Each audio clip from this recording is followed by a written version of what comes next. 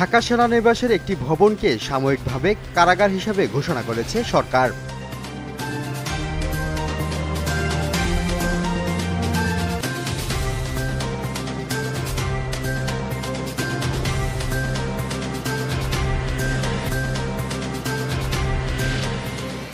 এবছর অর্থনীতিতে নোবেল পুরস্কার পেলেন ৩ জন। তারা হলেন জোয়েল মুকিওর, ফিলিপ আগিও ও পিটার হাউইট।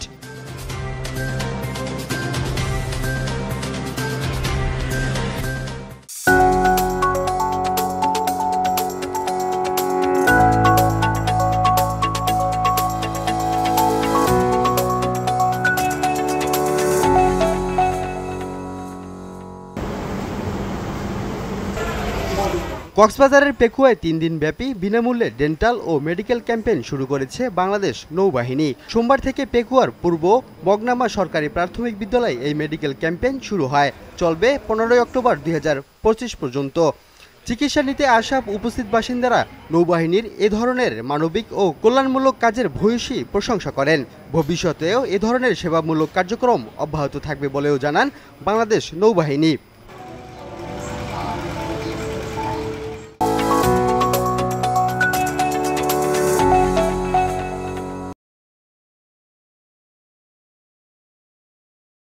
চট্টগ্রাম বিশ্ববিদ্যালয়ে আসন্ন কেন্দ্রীয় ছাত্র সংসদ নির্বাচনকে ঘিরে এখন প্রস্তুতি চলছে চূড়ান্ত পর্যায়ে। নির্বাচনকে সুষ্ঠু, নিরপেক্ষ ও শান্তিপূর্ণ করতে বিশ্ববিদ্যালয় প্রশাসনের পক্ষ থেকে নেওয়া হয়েছে কঠোর নিরাপত্তা ব্যবস্থা। রোববার এ উপলক্ষে বিশ্ববিদ্যালয়ের উপাচার্য দপ্তরের সম্মেলন কক্ষে সংবাদ সম্মেলনের আয়োজন করা হয়। এ সময় উপস্থিত ছিলেন উপাচার্য অধ্যাপক ডক্টর মোহাম্মদ ইয়াহিয়া আক্তার, প্রধান নির্বাচন কমিশনার অধ্যাপক ডক্টর মনির উদ্দিন সহ প্রশাসনের শীর্ষ কর্মকর্তারা। এ সময় তারা জানান, নির্বাচনের সব ধরনের প্রস্তুতি সম্পন্ন হয়েছে। এখন শুধু শিক্ষার্থীদের অংশগ্রহণেই নির্ভর করে একটি শান্তিপূর্ণ, নিরপেক্ষ ও উৎসবমুখর চাকসু নির্বাচন।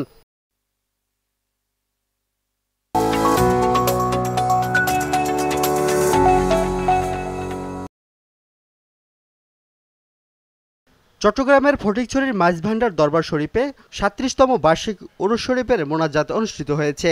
রোববার সুফি সম্রাট বিশ্ব অলি শাহানশাহ হযরত সৈয়দ রিজাউল হক মাঝভান্ডারের ৩৭তম বার্ষিক উরুস শরীফে এই মোনাজাত অনুষ্ঠিত হয়।